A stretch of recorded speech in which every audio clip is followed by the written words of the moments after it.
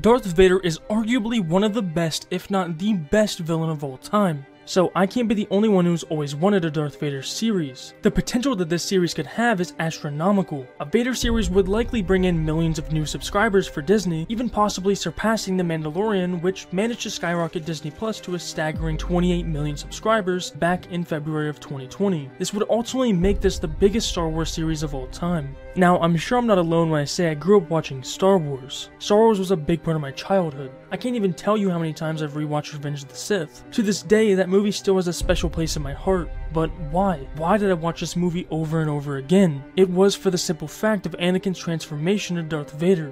What have I done? I watched Anakin grow up. Seeing him become a villain always stood out to me, especially because of the fact Vader ultimately becomes a good guy in the end. So, ever since these movies, I've always wanted more. More of Vader, but also more of Anakin. Now, why would I want a Darth Vader series over something like a Yoda or Mace Windu series? It's simple. Darth Vader is a mystery. He's a quiet guy that doesn't talk a whole lot. We're left to wonder, what is he thinking about? This makes Vader a little more interesting and a lot more dark. Not only that, but there aren't a lot of characters like him. He's a ruthless monster filled with hatred and despair, stopping at nothing to bring back the love of his life. This is something we don't get to see a whole lot of in the movies. Aside from Rogue One and Obi-Wan, we often see a sad, broken version of Vader, not fully reflecting the way he often feels. Because of this, we ultimately miss out on a lot of things. But what exactly do we miss out on? As I stated earlier, Vader is filled with hatred and despair. Such feelings cause for him to lash out, taking his anger out on anyone around him. More often than not, this anger is taken out on the many Jedi that he comes across, and the Inquisitors that he overlooks. We see a tiny glimpse of this in the Obi-Wan series. You were born what defeat would bring. This side of Vader is showcased a whole lot more in the comics, giving us a great insight as to what this Vader series would look like. But where does it all begin? After the events of Revenge of the Sith, we follow Vader on this journey to bring back Padme, while simultaneously doing Sidious's biddings. At this point, Vader is filled with hatred. Hatred mainly from Obi-Wan, who defeated him back on Mustafar. This would fuel his anger and need for revenge, completely clouding the side of Anakin that we all know and love, causing Vader to go on a several-year hunt for Kenobi. As we saw in the Obi-Wan series, this did not make Sidious happy. I wonder if your thoughts are clear on this, Lord Vader.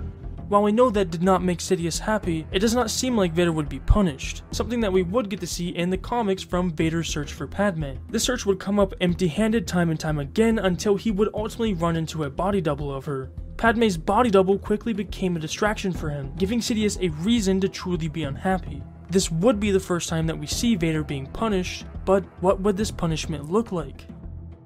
Now, Sidious is a very unforgiving person. He's completely manipulated everyone he's ever known, as we've seen with some characters like Darth Maul and Count Dooku. He would even kill his own master leading up to his election of Supreme Chancellor. This would be nothing though, as he managed to infiltrate the Senate while bringing an end to the Jedi as a whole. We know what Sidious is capable of. With that in mind, he would not be the type of person you want to upset. However, after the events of Darth Vader's encounter with Padme's double, Sidious would begin to teach Vader a lesson that he would never forget. This would ultimately be the most intense part of the series, as Vader would receive his most severe punishment thus far. After his search for Padme, he would be confronted by Sidious, who would force Vader to relearn his path to the dark side, believing that he had forgotten his ways by allowing his past to resurface. After blasting Vader with Force Lightning and disarming him, he would go a step further to Force Choke him, reteaching him the pain and fear that he was once taught. But this isn't even the worst part. Sidious would then crush Vader's armor and prosthetic limbs, completely crippling him. He would then put Vader on a shuttle to Mustafar, dumping him on the same lava river where Sidious had found him prior. However, this time, Vader would be forced to rebuild himself.